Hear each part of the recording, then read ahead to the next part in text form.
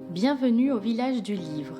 Cette librairie de l'imaginaire se situe sur le site de Laubardemont, au confluent de l'Isle et de la Dronne. Au travers de ses activités, ce domaine brille depuis le XVe siècle sur toute la région aquitaine.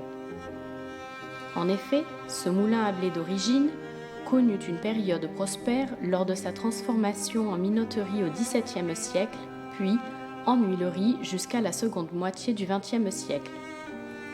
Aujourd'hui, le village du livre fait de la sauvegarde du patrimoine papier et de l'éducation deux principes sur lesquels reposent leurs actions. Vente de livres d'occasion, visites guidées, événements, rencontres littéraires, activités ludiques. Les 5000 m² de visite nous proposent la découverte de cette salle thématique au travers des livres et des objets. Salle Rabelais.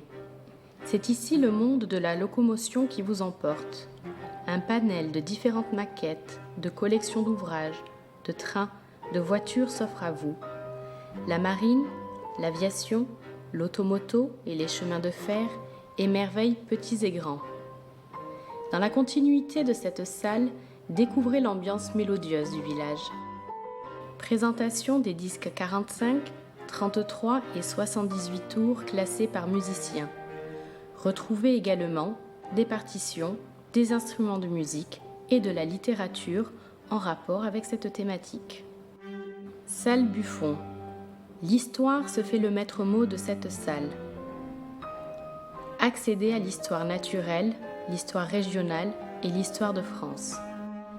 Salle Sacha Guitry. C'est un espace dédié au spectacle, cirque, automates, marionnettes, satirique, curiosa, musical, opéra, théâtre et cinéma. Entrez ici dans le domaine consacré à la jeunesse avec Walt Disney, Tintin, Astérix, Lucky Luke, Spirou, Bécassine et les autres. Salle Matisse.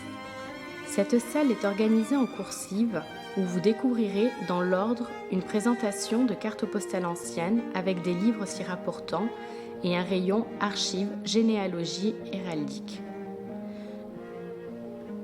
La coursive se termine par une exposition de tableaux qui continue dans l'escalier. Salle Fénelon. Venez ici découvrir l'univers de toutes les religions, ainsi que la philopsycho et le rayon de l'ésotérisme. Salle Gutenberg.